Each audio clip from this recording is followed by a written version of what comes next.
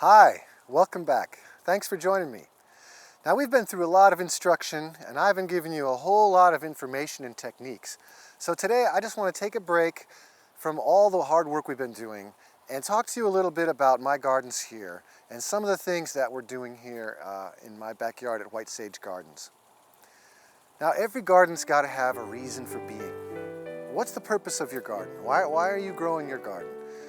Is it just to grow food for your family? Is it to have beautiful flowers, medicinal herbs? Whatever combination of reasons you have for raising your garden, they're an important part of that garden. Its whole reason for being is really up to you. So I want to talk about some of the reasons I do what I do here in the backyard garden. And the main reason is just to have a lot of food. My wife and I and our family, we love to eat as many different things as we can grow as possible.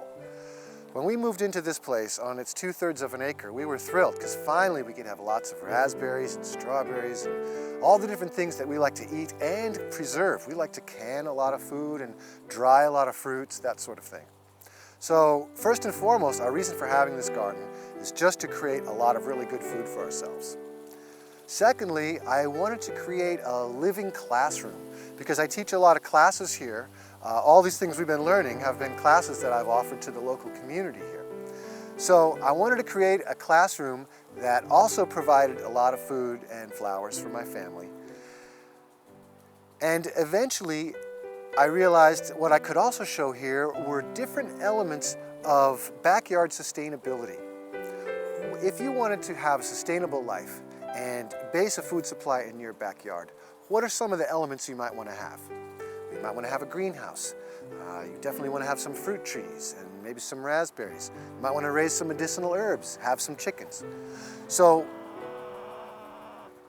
I wanted to show all the different pieces that could possibly be a part of someone's backyard scenario. Not that you want to copy my scenario exactly, because everyone's garden is different. Every situation is going to have different circumstances. I just wanted to show some of the possible pieces. And we've done that so far, but this year we also wanted to do something different.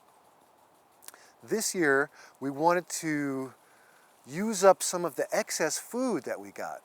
Every year when we raise this much food for ourselves, inevitably there's going to be a lot of excess. So we give away a lot of extra stuff to friends and neighbors, but it seemed like a lot was still going to waste. Well, not really waste, because it'd go to the chickens or the compost, but we wanted to do something with some of the excess.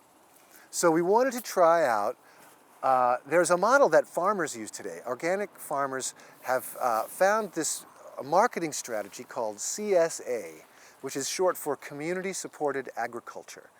Now, Community Supported Agriculture is really simple. It's a membership that a farmer creates around their farm, so that someone who wants to buy some of the farm products, they'll put up some money to the farmer in the springtime and perhaps pay a certain amount each month, but then they get a share of that farm each week. They'll pick up a box of vegetables or they'll have one delivered.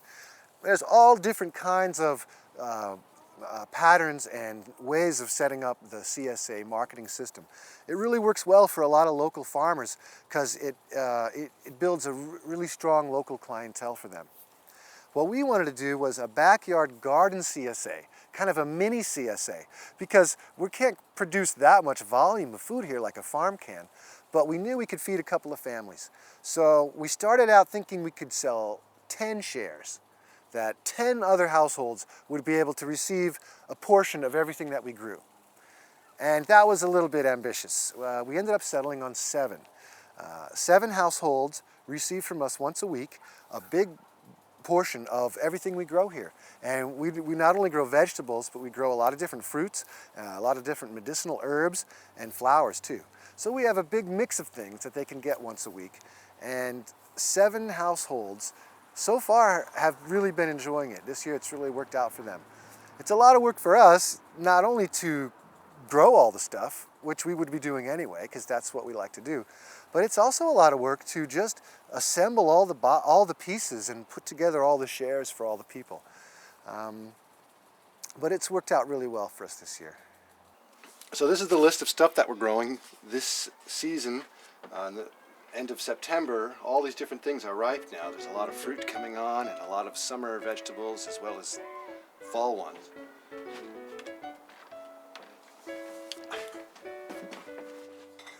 So Wednesday is CSA day. We wake up bright and early, start picking vegetables. We'll pick the beets and the carrots and get them rinsed in some water. We'll start picking the lettuce and the chard and start bunching them together. All morning long we're picking vegetables and sorting them out, and when we've got all the shares figured out and portioned, we'll put them all in these big coolers on the front porch with these ice bricks in them. That way it keeps it really fresh all day. Sometimes our customers can't get over to pick up their share until later in the afternoon, so we want to make sure the share stays nice and fresh all day long.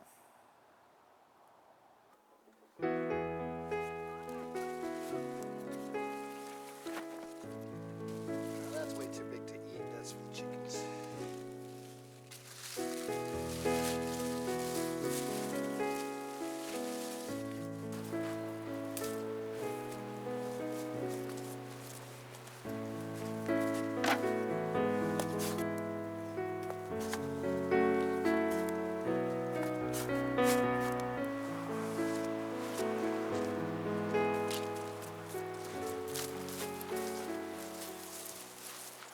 This is just a tiny little patch, you know, it's 6 by 4 or something. 6 tomato plants, something like that. And it's a tray and more a week now. More than enough for us and 7 households. A lot of people think that you need to pick tomatoes perfectly ripe on the vine to get the utmost flavor. I don't really think so. I think you can pick them once they start to turn, and sitting around for a day or two, they're as delicious as they would be. But I find if I leave them on the vine too long, till perfectly ripe, it's more than likely the bugs are going to get them, slugs or something. So I actually end up with more nice ripe tomatoes by picking them a little bit early. So one of the cool things about doing a garden project at an old farmhouse is that there's a lot of old fruit trees and vines and things that were left over from whoever built the house and established the place. So like right here we have a grapevine that came out of nowhere. I was just noticing it one day when I was gardening. I thought, well, I should train that up and see what it is. And it's some kind of old-fashioned variety of a white table grape, which are really good. There's a huge vine of Concord grapes. There's another kind of what I presume was a precursor to a Thompson seedless, which is the Thompson seedy, because these Eden grapes are full of seeds. Whereas, you know, a generation or two later, we had seedless grapes in the market that everybody's gotten used to now. But these old-fashioned kind of grapes have a lot of flavor. And so we're able to give these heirloom fruits to our CSA just because they happen to be growing here. And I've taken care of the vines and trees so that they actually bear a decent amount of fruit these days. Wow, look at these. Look at that. What a beauty. I mean, that's a weekly share of fruit for our CSA that came from a vine that just happened to sprout out who knows where. It was a remnant of this little homestead. But we could train it out and it can become a really substantial vine once again. Really strong disease resistance. It's over here in half shade, just thriving. But I have a whole problem with the whole identity of being a consumer, and that's really the core identity of everybody. You know, I'm a white middle-aged male consumer. You know, whatever you think you are, however you describe yourself, it's all adjectives, you know, no nouns yet until you get to the last one nobody says, consumer. That's what everybody really is. So until we're producers and not consumers, we're not going to really have a way to get out of the mess we're in, because all a consumer can do is just consume what they're given. They don't.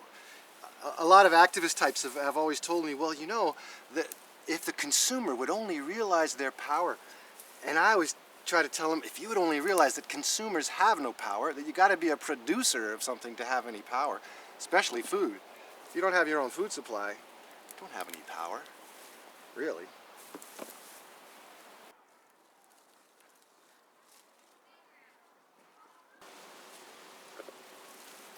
Even though there were a lot of fruit trees here, a couple of apple trees and cherry, some peaches, and a lot of grapes. They didn't have any raspberries here, so I brought in a lot of raspberry vines.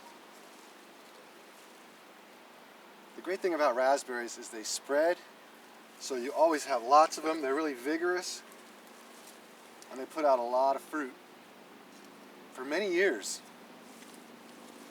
The other great thing about raspberries is if you're a renter, you can take them with you. It's not like a fruit tree or a grapevine that might be kind of cumbersome to dig up and move along. In the wintertime, when they're dormant, you can take raspberry vines from the crown, right out of the ground, and move them wherever you're moving to. It's kind of nice to have a perennial fruit crop that you can take with you. So yeah, not only are raspberries a great food to eat fresh, which we eat a lot fresh, we also dry them and freeze them to put them in stuff in the wintertime. But the other great thing about the raspberry plant are the leaves, which are a highly medicinal, nutritious leaf. So we eat the fruit and dry the leaf for some herbal remedies. Sometimes you have to get way underneath where the really good berries are.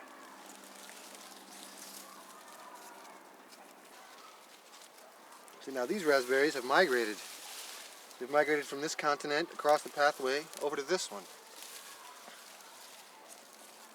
So I'll harvest them now, but I'm going to dig up these plants here and put them in pots so that I've got nursery stock. So I can actually sell raspberry plants in addition to raspberries and raspberry leaf tea.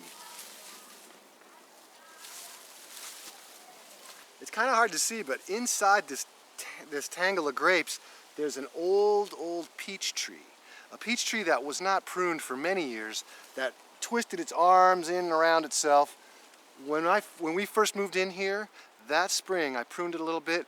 We got 112 peaches off this tree, and then it died. That was it. So now there's a shell of a peach tree here. I haven't ripped it out and used it for firewood, but I trained all the grapes over it. So now the old peach tree is kind of like a big old rack for all these grapes that are now just clustered out a whole lot more than we had peaches, that's for sure. This is another one of those grapevines that grew here, I'm sure, that was planted by the original homestead that was just kind of abandoned against the fence. So I've taken it and nurtured it up the last couple of years. I'm trained it up on this makeshift trellis here, because what I want to do is spread the grapes and make a shade arbor over the nursery bench. Because that really helps in the springtime when you have these tender little plants coming out of the greenhouse. You want to get them toughened up, hardened off is what it's called. You want to get them tough enough to be able to handle the full weather outside in the sun. So you bring the little tender plants out of the greenhouse, you set them in an in-between place. It's called the lath house, because you have a place where it's not a greenhouse with glass, it's a lath house that has, crisscross wood pieces to make a half shade of a day. So what I want to make here is a little mini lath house out of the grape arbor.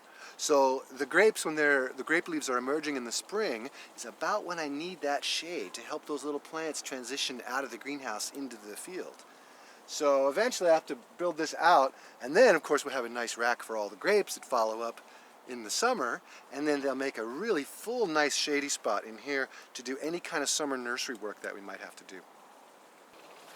To get the coolers ready, when we're rinsing them out, we fill them up with a little bit of cold water, and that pre-cools the cooler, so it's all ready to hold that ice brick. And all that water that we pour out is right at the base of this really old grapevine.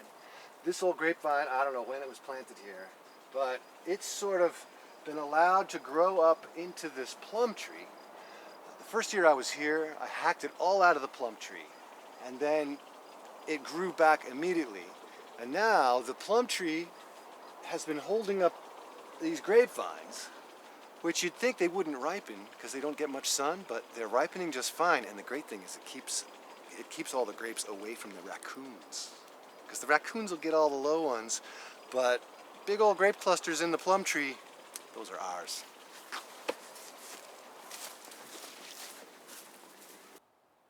So here's our deal. With the 7 households, we ask that they each give us $200 up front in the springtime, because that's when the farmer needs to buy all the stuff. We got to buy the seeds, and spring is when we need the most amount of money.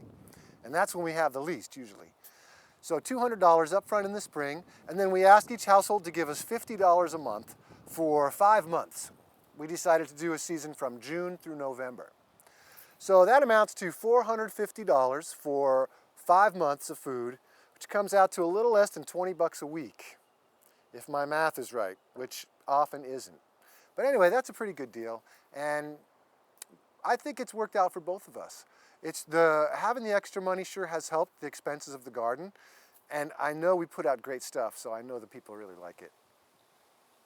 This was our first year being part of a CSA, and we chose it even though we were part of a community garden, mostly because the community garden was a lot of work, but it didn't give us much variety.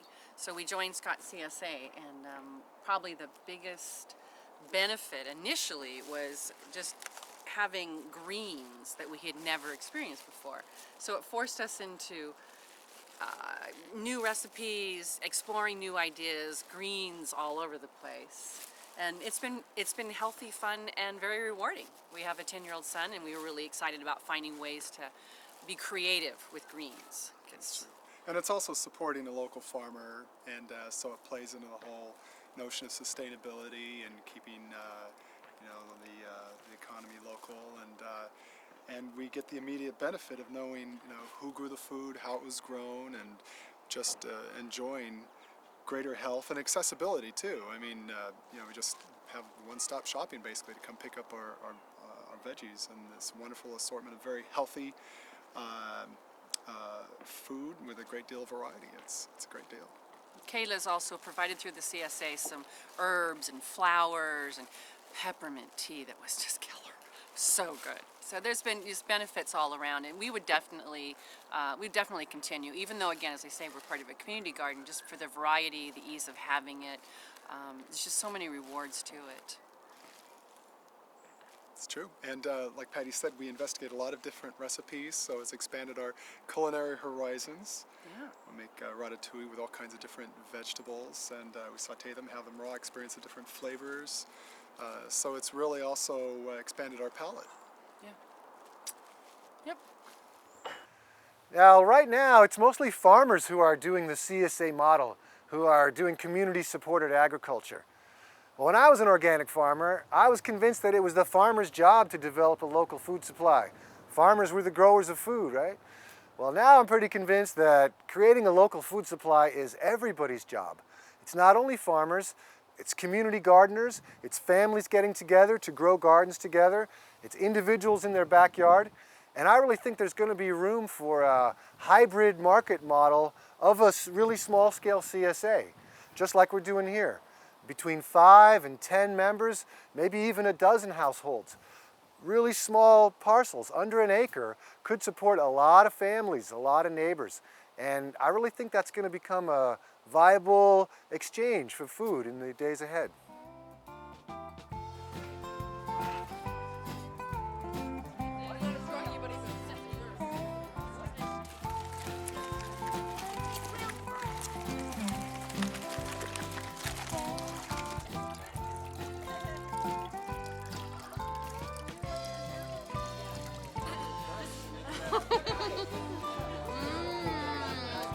Juicy and sweet and fresh from the tree. Doesn't get any better than that. Oh, sorry.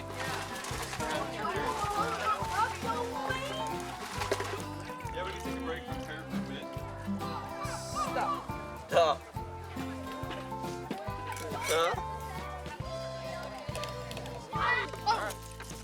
It's sometimes fun just to watch. Let everyone else doing it.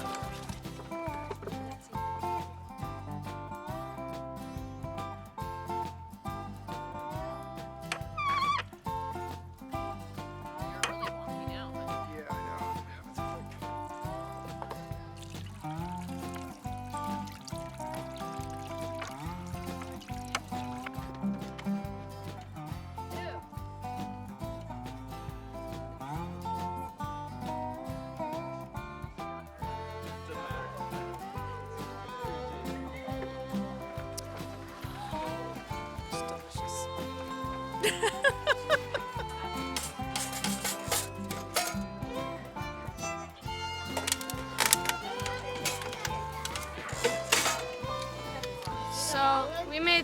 popcorn, and we're making popcorn in here. And so you can actually grow popcorn in your backyard.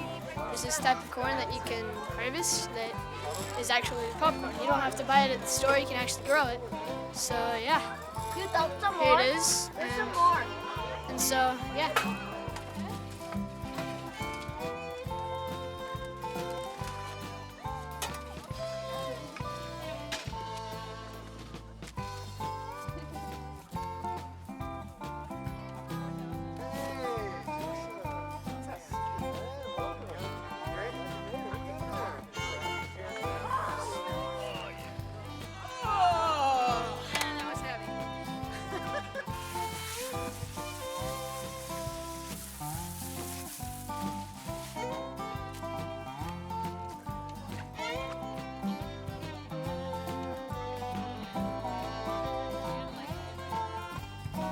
I guess ultimately the reason to grow food in community is because food is one of the few things that can really bring community together.